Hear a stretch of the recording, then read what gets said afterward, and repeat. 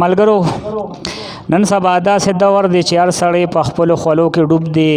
هر سړي سره دومره غمونه دي، د خپل کور، د خپل ځان، د خپل روزګار، د خپل بچو له د رزق ډېر غمونه دي.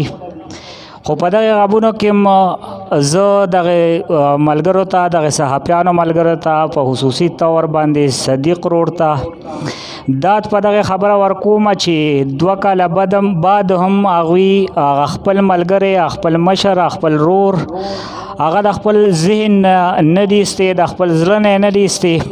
او د دغه نورو ملګرو هم شکریا ادا کوم چې هغوی هم د خپل لنډ تنګ وخت نه دومره وخت وویستو چې هغوی راغلل، په دغه محفل کې شریک شو. او یوازې شریک نه شو بلکې وخت هم ورکو، خپل ضروری کارونه رستو کړل. نو دا زمونږ د پښتنو رواج هم دی، دستور هم دی او طریقې کار هم دی چې پښتانه خپل ملګري، خپل محسنان او بیا احسان او د احسان هغه احسانونه هغه نه هېروي. نو په دغه باندې زه دغه ملګرو ته هم داد ورکوم. او دغه یو ګیله هم د بعضې ملګرو نه کوم چې پکار دا وه چې دلته هغه ملګري هم راغلي وو کومو چې ځان له پروګرامونه کوي، نو هغوی دا ځای و د دې تحصیل او د دې تحصیل کې هغه استوګنو د تنګي تحصیل سره تعلق ساته. او دویمه خبره دا ده چې تیر ځل هم چې کومه برسي شوې ده هغه هم دلته شوې وه. نو پکار ده چې ټول راغلي وو او د صحافیانو د وحدت هغه مظاهره شوې وه، نو دغه به ډېره زیاته خوږه وه. به هر حال هغوی ته موږ داد ورکوو چې ځکه هغوی هلته کوي او که بل ځای کې څوک کوي هغه هم ښه خبره ده، خو چې په یاداشت کې وي. او انشاءالله موږ دغه خبره بار کوو او یو یاد دهاني دوباره ورکوو چې زموږ نه به احسان او د احسان هغه احسانونه کله هم نه هېرېږي. انشاءالله دغه به موږ د هغه په هره برسۍ کې د هغه کم کردار چې و هغې ته به موږ سلام خامخا پیش کوو. نن زموږ د شهید احسان الله شیرپو صاحب چې کوم دی دویمه برسي، او هغه دویمه برسي هم په داسې عظیمه ورځ چې د جمعې ورځ ورسره بار وفات ټولې هغه عظیمې ورځ یو ځای شوي دي. د دې عظیمې په ورځ په برکت باندې خدای پاک د هغه په قبر باندې نور واچوي، د هغه قبر د خدای پاک د نور نه ډک کړي او هغه بخښلی شوی دی. د هغه په وجه باندې زمونږ خدای پاک لارې کولو کې او مونږ د خدای پاک وبخي. او خاص کر نن د صدیق ځکه شکریا ادا کوو چې صدیق زمونږ صحافیانو ته هغه سبق ورکوي چې د اتفاق او د اتحاد سبق ورکوي. د صدیق مقصد دا دی چې مونږ خپل ملګري ژوندي وساتو، تر اخره پورې ژوندي وساتو، د هغوی نوم روښانه وساتو. احسان شیرپو صاحب زمونږ یو ډېر خوږ مشر و، د ټولو ملګرو ته پته زموږ د هغوی به هر وخت جنګ جګړه راتلل، خو دغه نه ډېر زیات خوږمن انسان و، دغه نه ډېر زیات تکلیف به د بل ملګري دپاره محسوس ښه و. تر اوسه پورې تاسو ته قسم په خدای خورم چې زما په هغوی پسې اوسه پورې زړه خپرې هغه یو دغه د پښتو یو ټپه ویل کېږي وي سړی چې مړ شي کور پې روان شي، په بعد خلکو باندې روان شي وطنونه، په هغوی باندې وطن روان شوی دی، په هغوی باندې دا کلی روان شوی دی.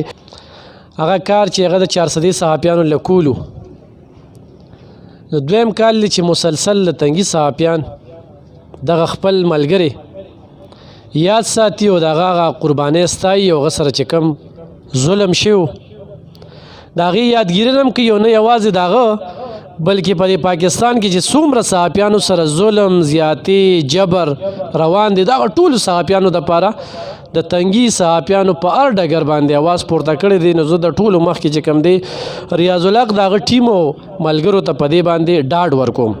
خدمت کې هغه ړومبې چې کوم دغه و نو هغه د آیس چې نن سبا په 400 کې، په تنګي کې، په لارو کوڅو کې آیس داسې خرڅېږي لکه څنګه چې بس موږ ټیپر دی وخت کې باتینګړ په 100 روپۍ کیلو دی ارزان دی، نو دغه شانتې په دې 400 کې د آیس چې کوم دی د عام خرڅېږي. او په دغه وخت کې احسان شیرپو چې کوم دی د آیس خلاف اواز پورته کو، او هغه آیس په دغه کې چې کوم دی هغه د دې دنیا نه لاړه. دا دغه د مرګ اصل دغه وه چې ووجه څنګه ووجل شو په دغه نشه باندې چې دې خلاف به اواز نه پورته کې. زه اول د ټولو ملګرو شکریا ادا کوم، تاسو راغلی په خپل ستاسو خپل مصروفه زندګۍ کې دومره ټایم وباسو، دا غونډه مو کړه. بیا شکریا ادا کوم د ستاسو د صدیق او د هغوی ملګرو چې هغوی دومره په خپل زندګۍ غمونو کې زموږ د هغه میر نه کو. په جهان د ننګیالو دي دا دوه کاره یا به اخري ککری یا به کامران شي. واقعي ده چې دا شعر هم د احسان شیرپو شهید په حواله باندې ډېر زیات فټ راځي.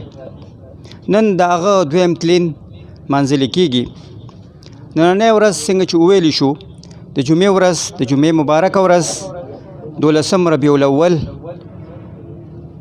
ډېر زمونږ د مسلمانانو دپاره ډېر بابرکته ورځ ده او په دې ورځ باندې مونږ د یو داسې ملګري تلین مانځو کوم چې په ځوانۍ کې د شهادت رتبه بیا مونده.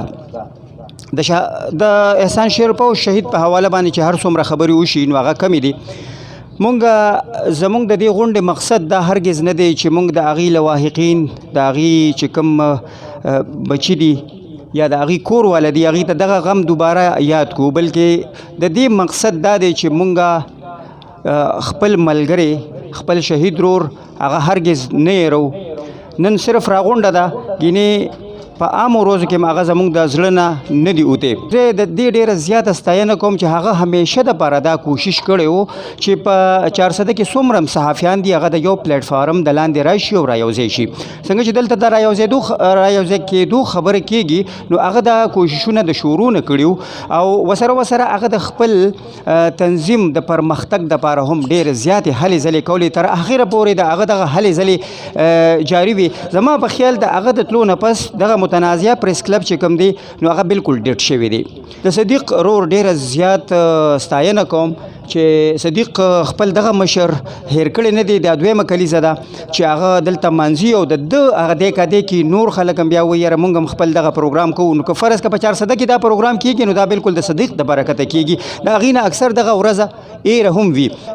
قومونه هغه قومونه چېرته هم مړه نه حسابېږي، هغه ژوندي قومونه وي چې کوم قومونه خپل شهیدان یاد ساتي. او زه یو وارې بیا د صدیق او د هغه د ټولو ملګرو ستاینه کوم چې دا ورځ یې یاده وساتله د احسان شیرپو په حواله باندې او د احسان شیرپو ته هغې خراج عقیدت وړاندې کړ. احسان شیرپو صاحب باره کې به صرف دوه خبرې وکړم چې هغوی کله خو ما ته چې د صدیق نه ویل بلکې داسې به یې ګڼل څنګه چې د هغوی خپل بچي دي فهد او دانیال دوی په شانتې نو هغوی باقاعده ما ته مکمل د بچو په شانتې مینه را کړې ده. او زما په هغه ټیم کې هغوی د یو څیز خو څه کمې نو پرېښې د هر څیز چې څه به زما په کار و هغوی به ما ته راکول، بلکې د خپل بچو شانتې څه به د هغوی په کار و او د هغوی په شانتې به ما ته هره خبره هم کولې چې څه به د هغوی نو هغوی چونکې زموږ نه چارې هم هېرېدی نه شي نه اوس او نه بیا، چونکې دا دویمه کلیزه ده. مونږ کوم د کلیزه د دې مقصد دا دی چې هغوی ډېر زیات خدمات په دلته کې خو په دوبۍ کې خو او ډېر زیات خدمات نو مونږ چې د هغوی خدمات چې دي بار مو خلکو ته رامخې ته کړو او ورته وښیو چې داسې خدمات تاسو هم وکړئ څنګه چې احسان شیرپو صاحب کړي په دې ځای باندې په ملک کې او په ملک نه بهر هم. یو وارې بیا ټول ډېر زیاته مننه کوم تاسو دومره قیمتي وخت کې دلته تشریف راوړلو، ډېر زیاته مننه، شکریه.